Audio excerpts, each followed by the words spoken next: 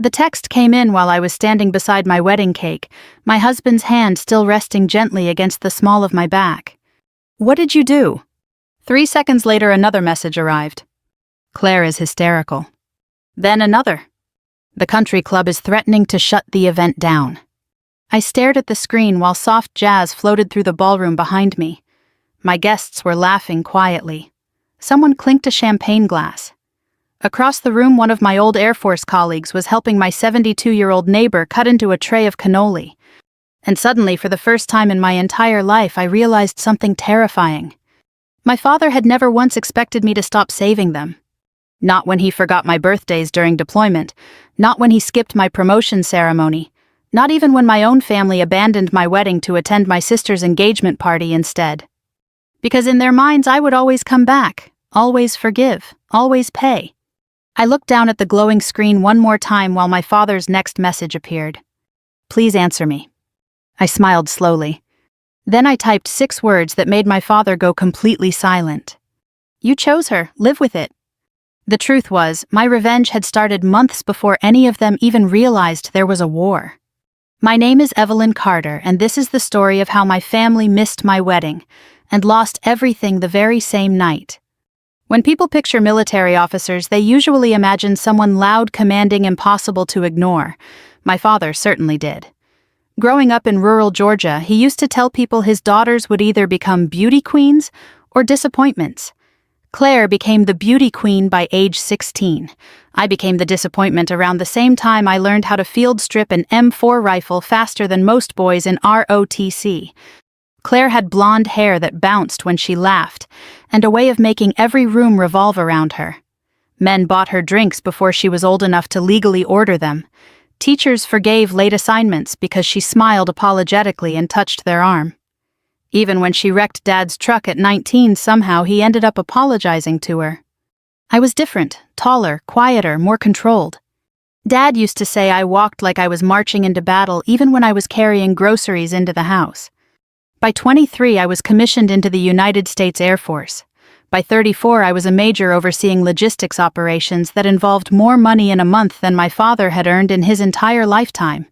But none of that mattered back home. To Dad, Claire was still his pride. I was simply useful. I learned that distinction early.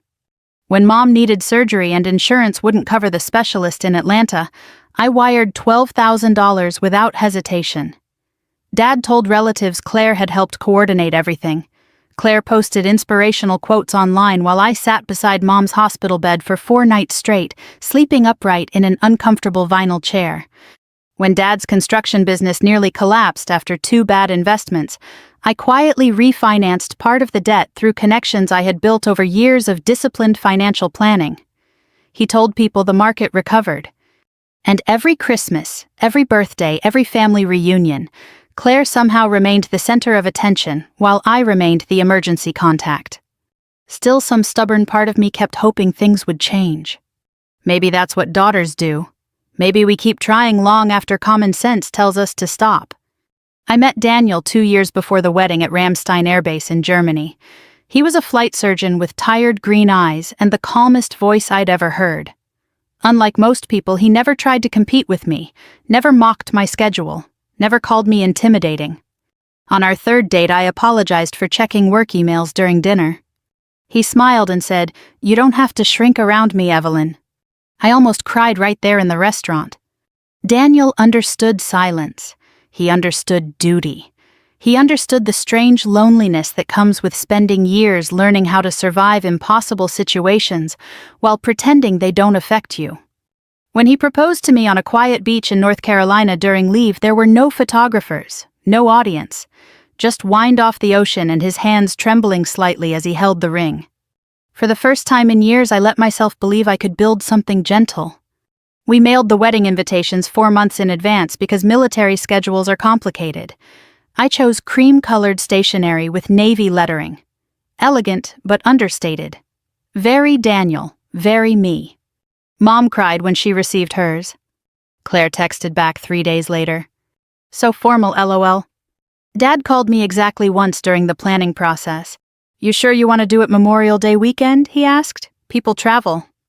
We checked with everyone important, I replied carefully. He grunted. Seems expensive for one day. That was it. No questions about flowers, no excitement, no offer to walk me down the aisle. Just mild irritation like I'd informed him about road construction near his favorite fishing spot. Daniel noticed my expression after the call ended. He doesn't deserve you, he said quietly. I hated how badly I wanted that not to be true. 2 weeks later, Dad hosted a family barbecue at his house. The Georgia heat was brutal that afternoon, thick enough to make the air feel sticky in my lungs. Country music played from old speakers near the deck while Dad worked the grill like he was auditioning for a beer commercial.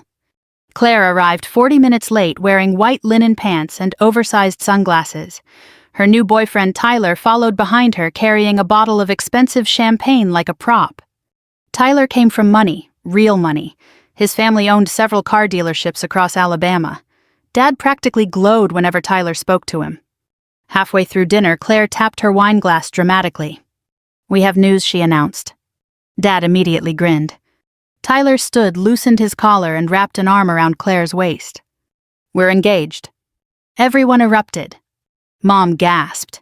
My Aunt Linda actually started crying. Dad slapped Tyler on the back so hard I thought the man might choke on his beer. Claire lifted her left hand, showing off a diamond large enough to redirect aircraft. Then came the second bomb. We booked the engagement party already, she said excitedly. Memorial Day weekend at the Savannah Crest Country Club. My stomach tightened. That was my wedding weekend. I looked at Claire carefully, waiting for the punchline, waiting for the correction. Instead, she smiled directly at me. The venue only had that Saturday available, she said with a tiny shrug. Silence spread slowly around the table. Dad cleared his throat first. Well, he laughed awkwardly. Looks like we've got a busy weekend. Nobody defended me. Nobody even looked surprised. And in that moment, sitting beneath cheap patio lights while my father poured champagne for my sister's engagement, I finally understood something that should have been obvious years ago. They hadn't forgotten my wedding. They had simply decided it mattered less. I didn't say anything for almost 10 seconds after Claire announced the engagement party date. The entire table felt suspended in syrupy southern heat. The smell of charcoal and smoked ribs lingered in the air while cicadas screamed from the trees behind Dad's backyard fence. Everyone suddenly became very interested in their drinks. Claire, meanwhile, looked perfectly relaxed. She took a slow sip of champagne and crossed one tan leg over the other beneath the patio table, like this was all completely normal. I stared at her. You booked it on my wedding day. Her eyebrows lifted slightly behind oversized sunglasses.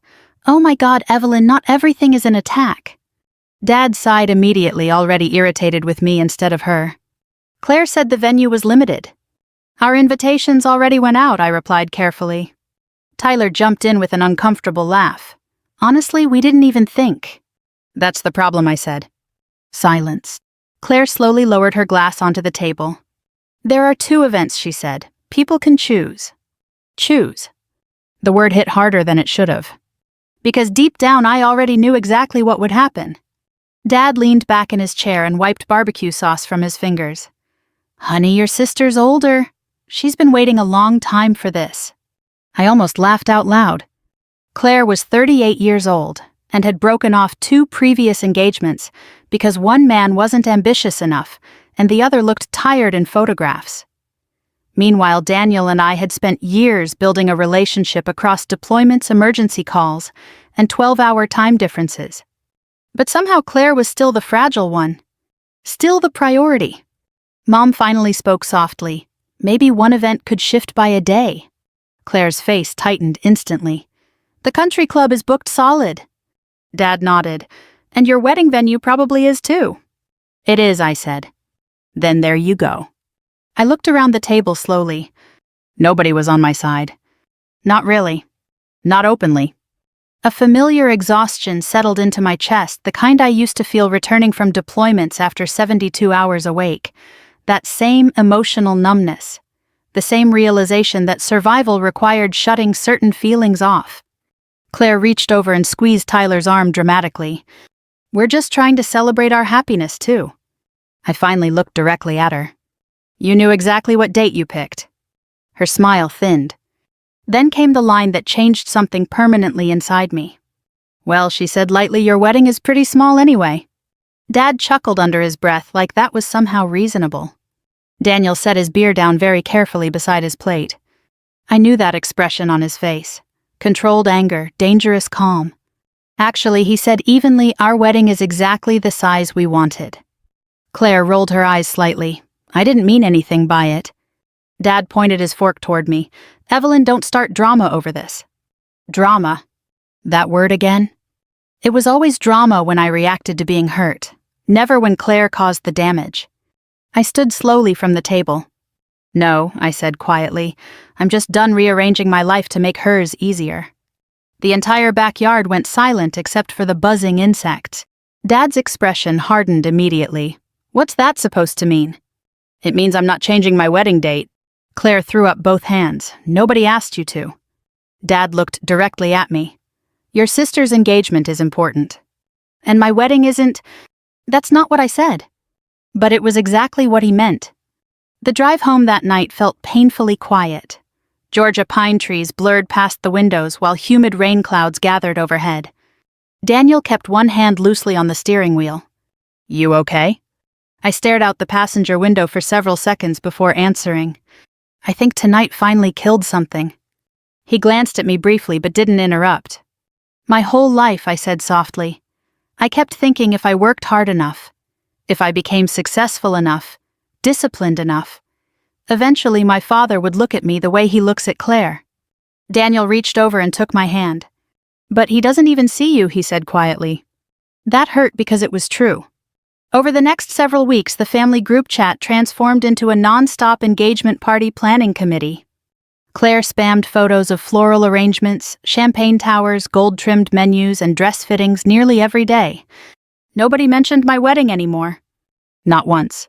Mom occasionally sent me private messages apologizing for the tension, but even she sounded exhausted by trying to keep peace between impossible people. Then the phone calls from relatives started. First Aunt Linda. "Honey," she said gently, "your father's under a lot of pressure financially right now. Claire's engagement means a lot to him." I nearly laughed. Financial pressure. If only she knew. Then Cousin Rebecca called. "Couldn't you postpone a few weeks?" she asked. "Your sister already paid deposits." So had I. Thousands of dollars worth. Non-refundable. But somehow that never mattered when the sacrifice was expected from me. A few days later, Dad called while I was reviewing logistics reports at Peterson Space Force Base. I answered because some childish part of me still hoped. "Listen," he said without greeting, "people are feeling forced to choose." I closed the office door quietly. "They are choosing. That's unfair." "No," I replied calmly. "What's unfair is pretending this happened accidentally." Dad exhaled sharply into the phone. "Your sister's finally happy." "So am I." Silence. Then came the sentence I would replay in my head for months afterward. "She needs the support more than you do." I leaned back slowly in my chair. There it was. The truth. Claire was loved because she needed things. I was neglected because I survived without them. Strong daughters became invisible eventually. I ended the call politely, but after that, something inside me became frighteningly calm. Not angry. Not emotional. Strategic. The wedding week arrived, wrapped in heavy spring humidity and dark, rolling clouds over Savannah. Daniel's parents flew in from Colorado 2 days early and treated me with more warmth in 48 hours than my own father had shown in years. His mother helped steam my dress while humming softly under her breath. His father fixed loose decorations without being asked. Nobody complained. Nobody competed. It felt foreign. Almost suspicious. The night before the wedding, Mom called crying quietly from her bathroom so Dad wouldn't hear. "I'm so sorry," she whispered. I sat alone on the hotel balcony overlooking the riverfront. "Are you coming tomorrow?" Long silence. Then I heard her inhale shakily. "Your father thinks splitting attendance would embarrass Claire." The words landed softly, almost gently. But somehow that made them worse. I closed my eyes. "I understand." "Evelyn." "It's okay, Mom." But it wasn't. And we both knew it. The next morning I stood in the bridal suite wearing my military-issued posture like armor, while outside guests slowly filled the chapel seats. Or at least some seats. Not many. Rows remained painfully empty on my side of the aisle. No father, no sister, no cousins. Almost nobody from the family I had spent years protecting. Just silence and empty chairs. One of my Air Force colleagues squeezed my shoulder gently before the ceremony began. "The people who matter showed up," she whispered. I nodded politely. But as the music started and the chapel doors slowly opened, one devastating realization settled fully into my chest. My family hadn't missed my wedding because they couldn't come. They missed it because they chose not to. The chapel was beautiful in the quietest way possible. Soft candlelight flickered against cream-colored walls, while white roses lined the aisle in low arrangements Daniel had insisted on paying extra for because he knew I loved simplicity done well. Outside, Savannah rain tapped gently against stained glass windows, turning the afternoon light silver blue. And still all I could see were the empty seats. There's a particular kind of humiliation that comes from looking at places where people should have been. The first row on my side remained almost entirely untouched, except for my mother's elderly neighbor, Mrs. Hargrove, who sat clutching tissues in trembling hands. Behind her sat 3 Air Force officers in dress uniforms, and one retired colonel who had once mentored me during deployment in Qatar. That was it. Meanwhile, Daniel's side overflowed with people. Friends, relatives, former colleagues, laughter, warmth. His family looked at me with genuine affection, which somehow made the absence of my own hurt even worse. The organ music began softly. I stood at the back entrance, gripping my bouquet while my wedding coordinator whispered, "Ready." "Number?" But I nodded anyway. Because military training teaches you something useful very early, sometimes your body moves forward long after your heart stops cooperating. The chapel doors opened. Every guest stood. And for one split second the ache inside my chest almost disappeared when I saw Daniel waiting at the altar. He looked overwhelmed already. His eyes immediately filled the moment he saw me. Not because my dress was expensive, not because the ceremony was impressive, but because it was me. That realization nearly unraveled me right there in the doorway. I walked alone down the aisle with my spine straight and my chin lifted exactly the way my father used to mock when I was younger. "Walk like a normal girl, Evelyn," he'd say. "You stomp around like you're invading a country." Now that same posture was the only thing holding me together. As I passed the empty front row, I kept my eyes fixed ahead. Do not look, do not break, just keep moving. Daniel reached for my hands the second I arrived beside him. "You're here," he whispered. Such a simple sentence. Yet somehow it felt like rescue. The ceremony itself passed in fragments I still remember vividly years later. The warmth of Daniel's fingers, the faint scent of rain drifting through old wood doors, the sound of Mrs. Hargrove openly sobbing during our vows, the tiny tremor in Daniel's voice when he promised, "You will never have to earn love with me." That line nearly destroyed me. Because I had spent my entire life doing exactly that. Earning, proving, performing, providing, and somehow still ending up emotionally unpaid. After the ceremony, guests gathered in a restored riverfront ballroom several blocks away. The reception wasn't extravagant, but it was elegant. Candlelit tables, navy linen runners, a jazz trio playing near the windows overlooking the Savannah River. Daniel kept trying to make me laugh during photographs because he could tell I was drifting emotionally somewhere dark. "You know," he murmured while the photographer adjusted lighting, "your father's missing excellent bourbon right now." I smiled faintly. "There it is," the photographer said immediately. "That smile, hold that." For a while I almost managed to forget. Almost. Then my phone buzzed. "Mom." I stared at the screen before answering. The reception noise softened around me as I stepped into a quieter hallway near the ballroom entrance. She sounded breathless. "Evelyn, honey?" In the background I could hear music, loud music. Claire's engagement party. "I just wanted to say congratulations," Mom whispered quickly as though she were afraid someone might overhear. "Thank you." Long silence. Then she broke. "I should have been there." The words came out cracked and wet with guilt. I leaned against the hallway wall and closed my eyes. "You made your choice." "No," she whispered immediately. "Your father made it for everyone." That sounded painfully believable. I heard voices behind her. Claire laughing loudly, Dad speaking to someone, glasses clinking. Mom lowered her voice further. Your father said it would look disrespectful if family members kept leaving Claire's event for yours. Of course he did. Public image, appearances, protecting Claire's feelings. Always Claire's feelings. Something cold settled deeper inside me then. Not rage. Rage burns hot and fast. This felt different. Permanent. I have to go, Mom whispered suddenly. Your father's looking for me. Before hanging up, she said one final thing. I hope someday you understand I loved you both. The line disconnected. I stood there staring at my reflection in the dark ballroom window for several seconds. Then I quietly turned my phone off. When I returned to the reception, Daniel immediately noticed my expression. What happened? Nothing important, I lied. He studied me carefully. Daniel had spent years treating trauma patients. He recognized emotional bleeding even when nobody else did. Without another word, he took my hand and pulled me toward the dance floor just as the jazz trio transitioned into an old Frank Sinatra song.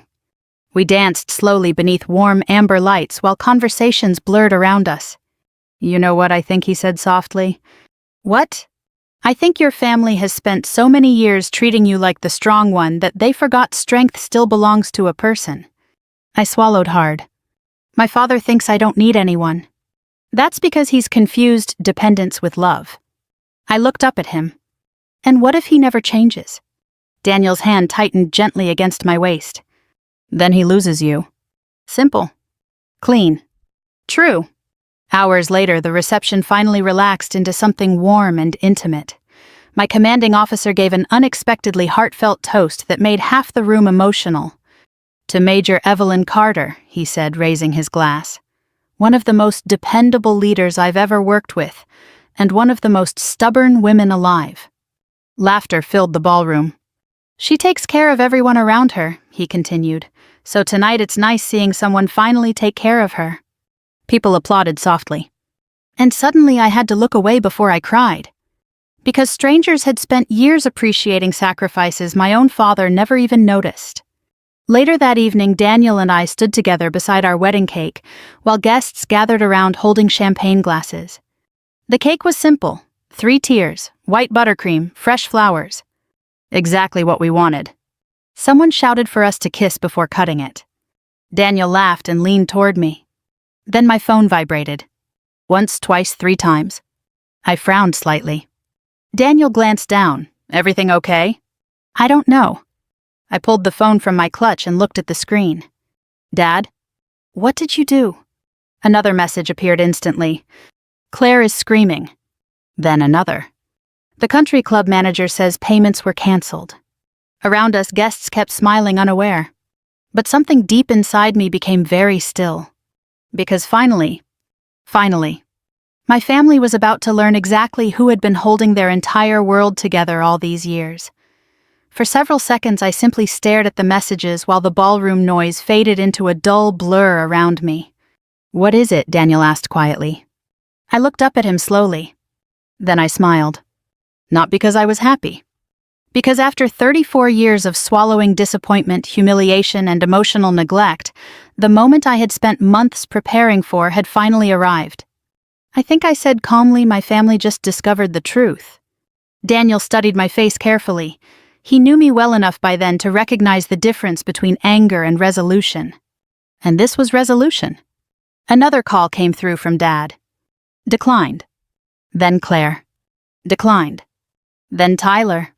That one almost made me laugh.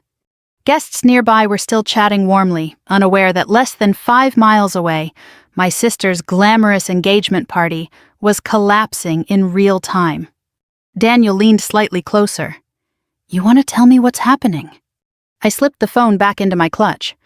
In a minute, I said. First, let's cut the cake. His eyebrows lifted in surprise.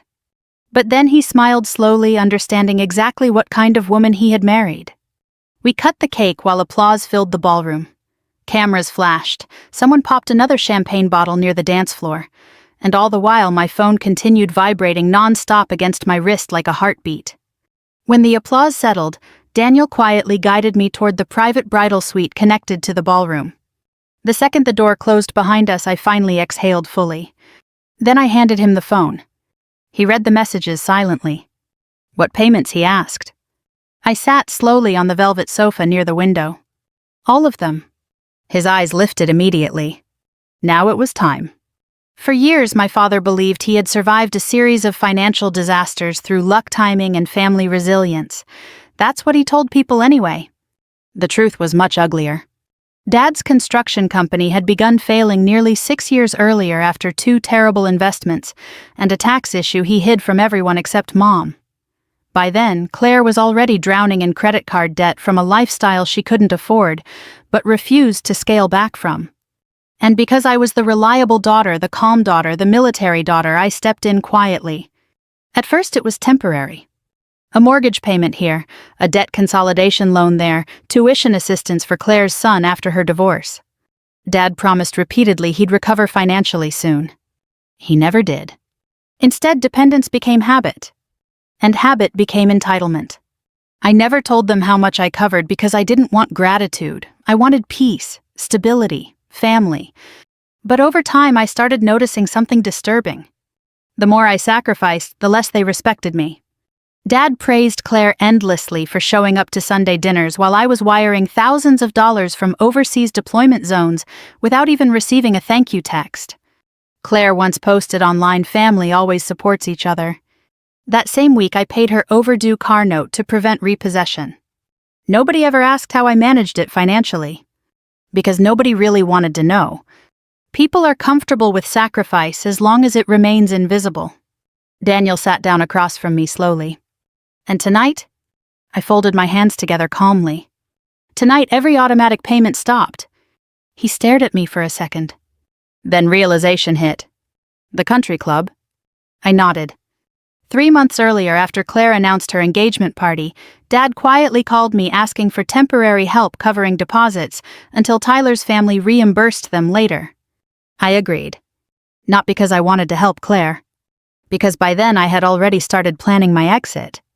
Every payment, every loan protection, every emergency transfer, every hidden account stabilizing my father's collapsing finances. All documented carefully. And all tied to one scheduled email. The email had been set to release automatically at precisely 8:45 p.m. tonight. The exact moment Daniel and I cut our wedding cake. Recipients included Dad, Claire, Tyler, their attorney, the Savannah Crest Country Club financial office. And attached to that email was something my father never expected to see. Proof. Years of proof. Bank statements, wire transfers, mortgage records, tax settlements, business loan guarantees, credit card rescues, educational trust disbursements. Every single thing I had quietly paid for while my family treated me like an emotional inconvenience. Daniel leaned back slowly, stunned.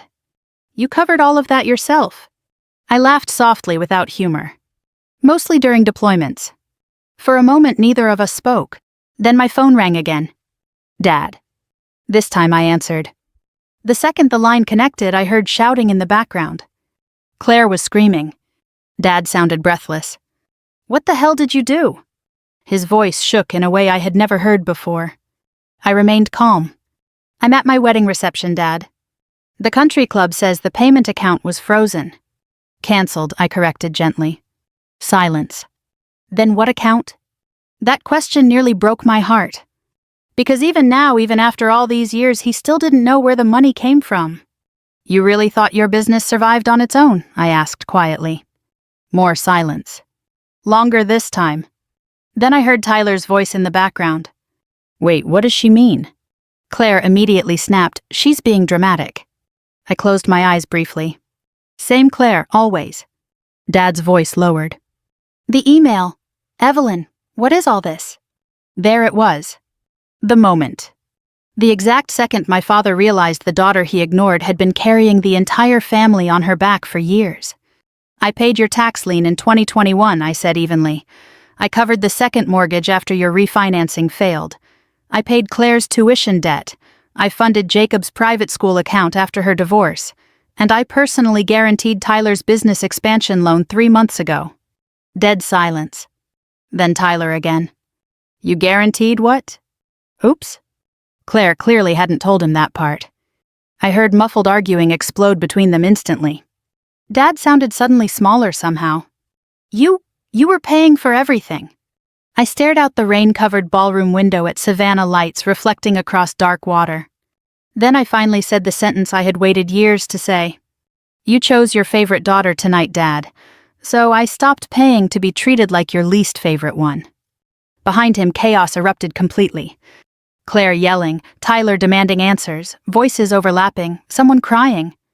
And for the first time in my entire life, I felt absolutely nothing. The voicemail messages started arriving before sunrise. I woke slowly to soft gray light spilling through sheer curtains in our honeymoon suite overlooking the Gulf Coast. The waves outside rolled gently against white sand, while somewhere below seagulls cried over the water. For a few peaceful seconds I forgot everything. Then I saw my phone. 14 missed calls from Dad, 7 from Mom, 3 from Claire, 2 unknown numbers I assumed belonged to Tyler or his attorney. Daniel stirred beside me, still half asleep. You don't have to answer those, he murmured. I stared at the screen quietly. I know. And for the first time in my life, I truly understood what freedom felt like. Not revenge, not victory.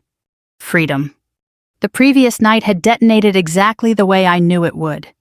After I hung up on Dad, the Savannah Crest Country Club immediately demanded full payment for Claire's engagement event once the guaranteed account tied to my financial authorization disappeared. Tyler, already humiliated in front of his wealthy relatives, learned the business loan he'd proudly been discussing for weeks only existed because I had personally guaranteed it through my investment portfolio. Claire apparently tried blaming a bank misunderstanding. That excuse lasted approximately 12 minutes. By midnight, Tyler had left the party. By 1 a.m, half the guests had gone home. And by sunrise, my father's carefully constructed illusion of control had completely collapsed. I listened to the first voicemail while Daniel showered. Evelyn? Dad's voice sounded exhausted. Older, somehow. Please call me back. We need to talk. Need. Not want. Not miss. Need. The second voicemail was from Mom crying softly. Your father didn't know. Honey, I swear he didn't know how much you were doing. That one almost made me laugh. Because ignorance becomes very convenient when someone else is carrying your weight. I deleted both messages. Over the next 3 days, pieces of the fallout reached me through relatives and social media. Tyler moved out of Claire's condo almost immediately after discovering her financial situation was largely fictional. Apparently, she'd spent months implying the Carter family possessed substantial wealth and long-term trust funds. Technically, they did. I was the trust fund. Dad's business creditors began calling after overdue obligations resurfaced without my emergency payments quietly buffering them anymore. The second mortgage notice arrived 2 days later. And for the first time in decades, my father had no hidden safety net. No invisible daughter fixing things behind the curtain. Daniel and I spent those days walking beaches, eating seafood at tiny waterfront restaurants, and rediscovering what calm felt like. Sometimes he'd catch me staring into space during dinner. You okay? He'd ask gently. And strangely enough, I usually was. The grief surprised me less than the relief. I had expected guilt, regret, second thoughts. Instead, I mostly felt tired. Tired in the deep spiritual way people become tired after carrying responsibilities they were never meant to hold alone. On the 4th night of our honeymoon, Mom called again. This time I answered. She sounded fragile. Your father's not doing well. I leaned against the hotel balcony railing while warm ocean wind lifted my hair. What does that mean? He hasn't slept. He keeps going through old records. Of course he was. Probably trying to understand how many years his youngest daughter had quietly protected him while he praised someone else. Mom's voice cracked. He said he thought you were just stronger. That sentence settled heavily into my chest. Because there it was again, the excuse people always use to neglect dependable women. You're stronger, you can handle it, you don't need as much. As though resilience somehow eliminates emotional hunger. I have to go, Mom. Evelyn, wait. I closed my eyes. What? He's ashamed. For a moment, neither of us spoke. Then I said the truth neither parent had ever fully understood. He should be. 3 months later, Dad's house went on the market. The same backyard where Claire announced her engagement under glowing patio lights now displayed a for sale sign near the mailbox. Dad's business downsized drastically after losing several contracts. Tyler officially ended things with Claire, who immediately began telling people he was intimidated by strong women, which would have been funny if she'd ever actually supported one. Family members started contacting me carefully after the truth spread. Aunt Linda called first. I had no idea, she admitted quietly. No one did. Because invisible labor only becomes visible once it stops. By then, Daniel and I had settled into a new home near Charleston after my reassignment. Life there felt strangely peaceful. We cooked dinner together, argued over furniture colors, fell asleep without emotional warfare hanging over every conversation. For the first time in years, I stopped waking up waiting for a family crisis. Then one rainy Thursday evening, someone knocked at our front door. I already knew who it was before opening it. Dad stood on the porch wearing an old brown jacket that suddenly looked too large on him. He appeared smaller than I remembered. Older. The confidence he carried for most of my life seemed stripped away somehow. For several seconds, neither of us spoke. Then he looked past me into the warm light of my home and quietly asked, "Can I come in?" We sat across from each other in the living room while rain tapped softly against the windows. Daniel respectfully disappeared into the kitchen, giving us privacy. Dad kept staring at his hands. "I didn't understand," he finally said. I waited. "You never acted like you needed anything." There it was. The core misunderstanding of my entire life. I folded my hands calmly in my lap. "So you assumed I didn't deserve anything either?" His eyes immediately filled. Number. But that's what happened. Dad swallowed hard. "I thought Claire was more fragile." I almost smiled. Fragile. Interesting word for someone who destroyed everyone around her whenever life became inconvenient. Meanwhile, I had survived deployments, emergency evacuations, sleepless operations, and years of emotional abandonment without collapsing once. Yet somehow I was the one expected to endure quietly forever. Dad's voice cracked suddenly. "Why didn't you tell us what you were doing?" That question finally broke something loose inside me. I looked directly at him. "Because I wanted a family who loved me before they knew what I could provide." He covered his face with one hand. "And for the first time in my entire life," my father cried. Not loud, not dramatic. Just the devastated, exhausted tears of a man finally forced to confront the daughter he failed to see. After several minutes, he whispered something so quietly I almost missed it. "Strong daughters still need fathers, don't they?" I felt my throat tighten instantly. "Yes," I said softly, "they do." When he left that night, neither of us pretended everything was fixed. Some damage survives apologies. Some grief arrives too late. But before walking out the door, Dad paused on the porch and looked back at me one last time. "I am proud of you, Evelyn." The words landed gently, tenderly. Years too late, but real. After he drove away, my phone buzzed once more. A text message from him. "I love you, I always did."